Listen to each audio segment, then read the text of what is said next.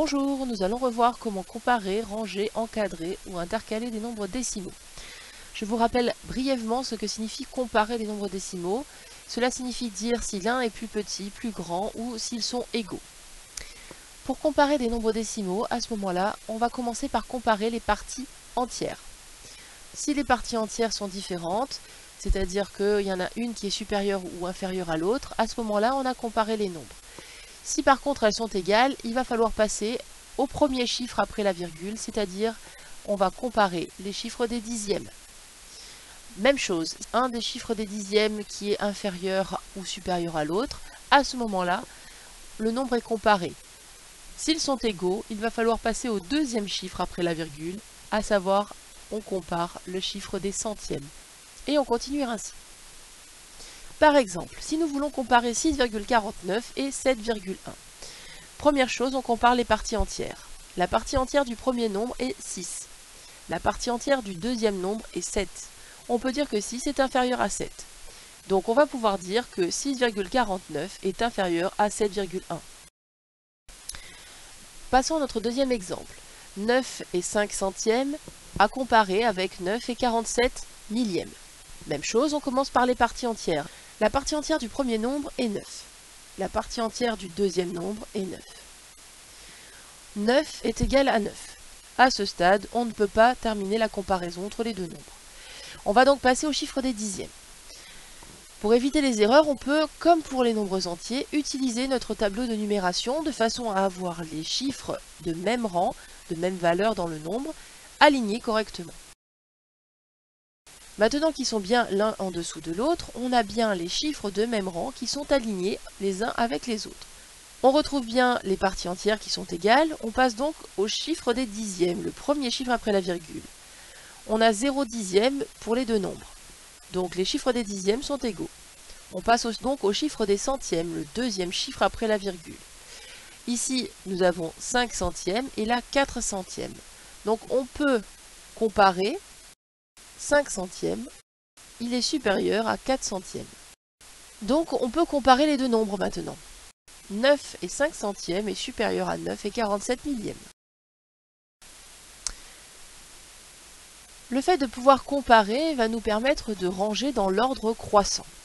Je rappelle que l'ordre croissant, c'est du plus petit vers le plus grand, et décroissant sera du plus grand vers le plus petit. On va pouvoir soit utiliser le tableau de numération, soit faire comme on avait fait précédemment, c'est-à-dire on va aligner, donc notre point de repère là va être la virgule, puisque c'est ce qui va nous donner la partie entière d'un côté, et ensuite les dixièmes, les centièmes, les millièmes.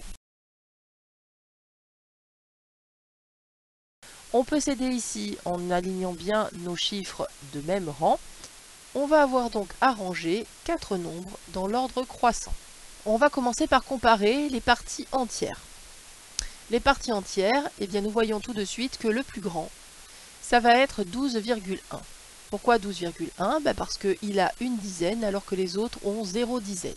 Donc on sait déjà que 12,1 sera le plus grand. On va donc maintenant passer aux trois autres. On va regarder donc toujours la partie entière, on voit que les trois parties entières ici sont identiques. Il va falloir donc passer au chiffre des dixièmes. Le chiffre des dixièmes, ici c'est 2, ici c'est 0, ici c'est 1. Donc le plus petit des trois, c'est donc 1,02. Maintenant, il nous reste 1,2 dixième et 1,12 centième. 1,12 à 1 dixième et 1,2 à 2 dixièmes. Donc le plus petit est 1,12. Nous allons faire la même chose pour l'ordre décroissant. Nous commençons par comparer les parties entières. On voit ici que, par contre, les parties entières sont toutes égales. On cherche le plus grand. Ici, on passe donc au chiffre des dixièmes. Là, nous avons 0, 1, 0, 2 et 1. Donc le plus grand, ça va être 0,29 centièmes. Nous continuons à chercher le plus grand. Nous avons ici 0 et 0, et là nous avons 1 et 1. Donc on va aller au chiffre des centièmes, entre ces deux-là. Ici nous avons 0 centième, et là 1 centième. Donc le plus grand, c'est 0,11 centième. Le suivant est donc 0,101 millième. Il nous reste deux, il faut qu'on choisisse lequel est le plus grand.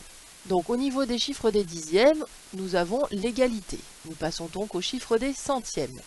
Ici nous avons 3 centièmes et là nous avons 0 centième.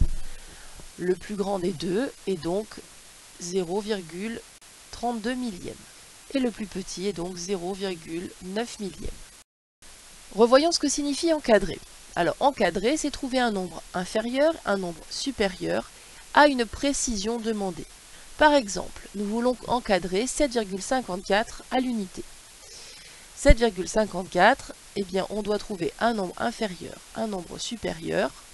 On commence par regarder la précision. La précision, c'est l'unité. On cherche notre chiffre des unités, c'est 7. On va donc couper après ce chiffre des unités. Nous obtenons ainsi le nombre inférieur, 7. Et le chiffre qui est supérieur doit avoir une unité supplémentaire, donc 8. Le nombre 7,54 à l'unité est encadré par 7 et 8. Deuxième exemple, 48,67 au dixième. Encore une fois, nous devons trouver un nombre inférieur et un nombre supérieur au dixième. Donc, on va chercher le chiffre des dixièmes. C'est 6. On va donc couper notre nombre après ce chiffre des dixièmes. Cela va nous donner le nombre qui est inférieur, 48,6. Et ici, nous devons rajouter donc un dixième et on obtiendra 48,7. On a rajouté un dixième à 48,6.